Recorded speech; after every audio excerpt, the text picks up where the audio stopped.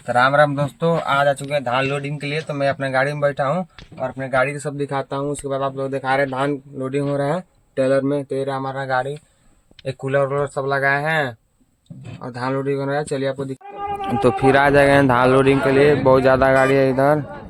तो एक Taylor load हो रहा है, इसे धान लोड करने के लिए चक्का एक निकाल दिए गए हैं। तो इसमें लोड हो रहा है 1000 कट्टा। एक इधर भी गाड़ी, इसका भी चक्का निकाल दिया गया है।